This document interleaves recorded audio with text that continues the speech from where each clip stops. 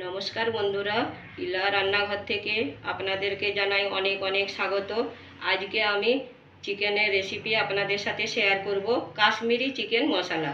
এটা কিন্তু খুব সহজ একটা রান্না আর খেতে কিন্তু খুব দুর্দান্ত। চলুন আজকে কাশ্মীরি চিকেন মশলা কিভাবে বানাবো তা দেখে নেওয়া যাক। কড়াই গরম হয়ে গেছে, এখানে আমি সরষের তেল দিলাম।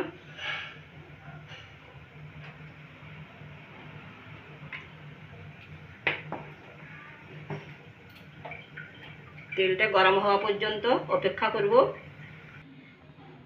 তেল গরম হয়ে গেছে, এখানে আমি গোটা গরম মশলা দিলাম, তেজপাতা।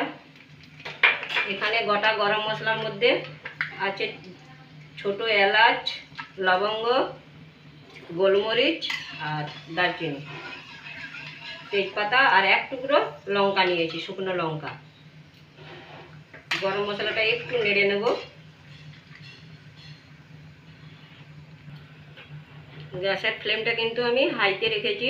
এবার একটু আমি রসুন থেতো করে রেখেছিলাম, একটু সামান্য রসুন দিলাম, এর গন্ধটা কিন্তু ভালো বেরোয়। এরপর আমি এখানে পেঁয়াজ কেটে রেখেছি, ছোট ছোট করে পেঁয়াজ কেটে রেখেছি। 3টে পেঁয়াজ নিয়েছি, মিডিয়াম সাইজের।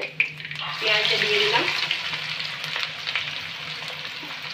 পেঁয়াজটা আমরা এবারে ভেজে নেব।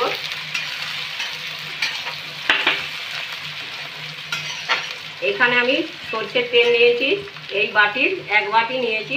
এখানে আমার চিকেনের পরিমাণটা 1 কিলো চিকেন আছে, সেই অনুসারে আমি এই বাটির 1 বাটি তেল নিয়েছি।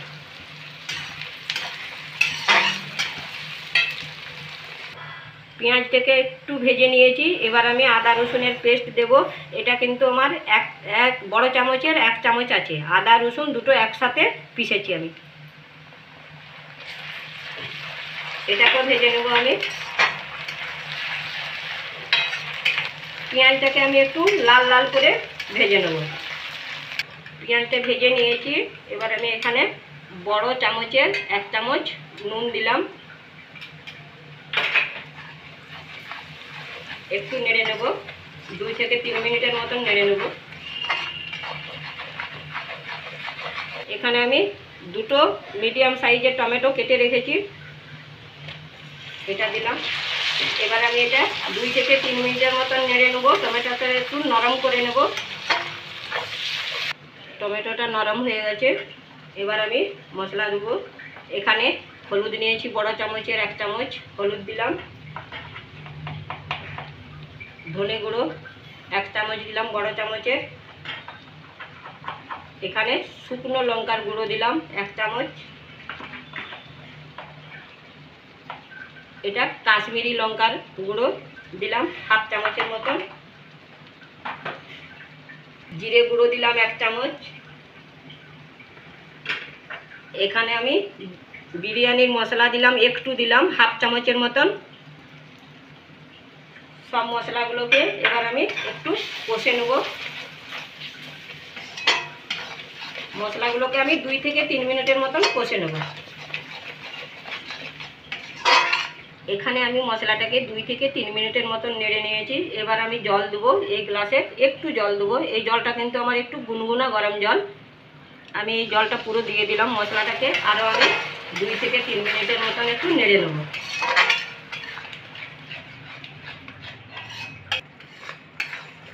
গ্যাসের ফ্লেমটা কিন্তু আমি মিডিয়াম টু লোতে রেখেছি।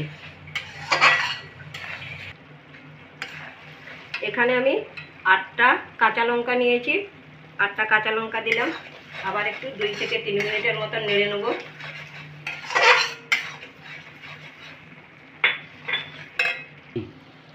এখানে আমার মশলাটা কষা হয়ে গেছে। এবারে এতে চিকেনটা আমি দেব।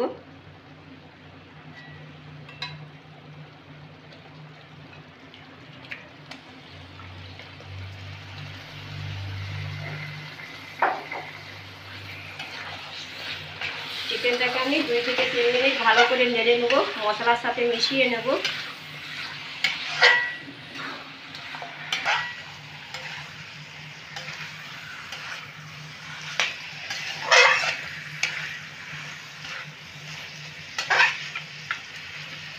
এবারে আমি গ্যাসটাকে মিডিয়াম টু লোতে রাখবো এবং 5 মিনিটের মতন ঢেকে রাখবো।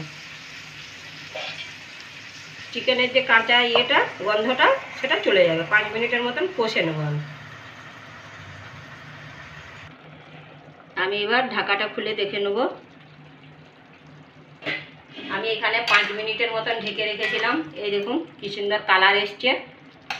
এবার আমি এটাকে একটু নেড়ে নেব।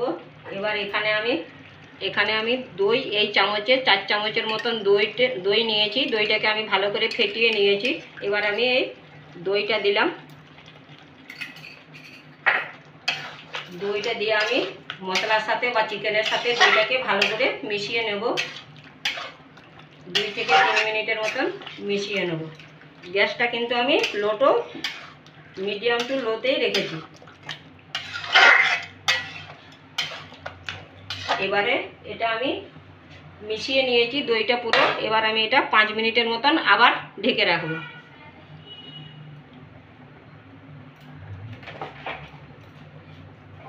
নতুন নতুন রেসিপি পাওয়ার জন্য আমার চ্যানেলটিকে সাবস্ক্রাইব করে পাশে থাকার অনুরোধ রইল।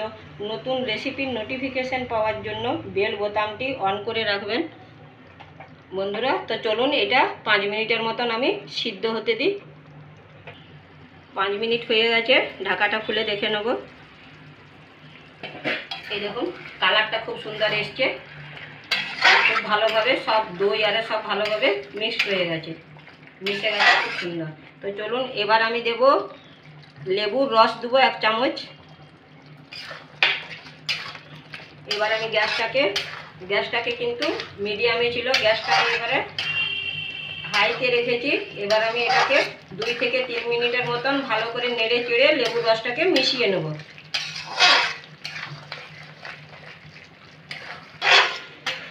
2 থেকে 3 মিনিটের মতন আমি ভালোভাবে নেড়ে নিয়েছি। এবার আমি এই গ্লাসে 1 গ্লাস জল দেব। জলটা কিন্তু গুনগুনা গরম জল।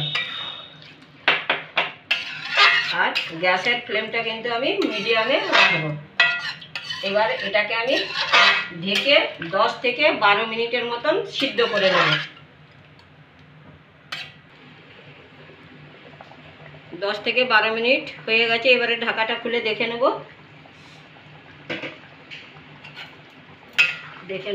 এই চিকেনটা আমার হয়ে গেছে। এবার আমি উপর থেকে ধনেপাতা ছড়িয়ে দিলাম।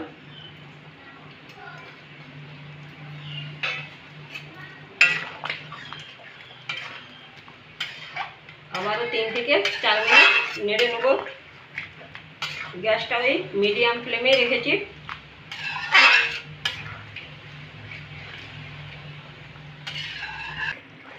আমার তৈরি হয়ে গেল বন্ধুরা কাশ্মীরি চিকেন মশলা বা চিকেন কারি। গ্যাসটা বন্ধ করে দিলাম। এবার আমি পরিবেশন করব। আমার কিন্তু তৈরি হয়ে গেল কাশ্মীরি চিকেন মশলা। আপনারা কিন্তু এইভাবে বানান চিকেনের এই নতুন রেসিপিটা। আশা করি ভালো লাগবে। ভালো লাগলে লাইক ও বন্ধুবান্ধবদের সাথে খুব করে শেয়ার করুন। আজ এই পর্যন্তই। নমস্কার।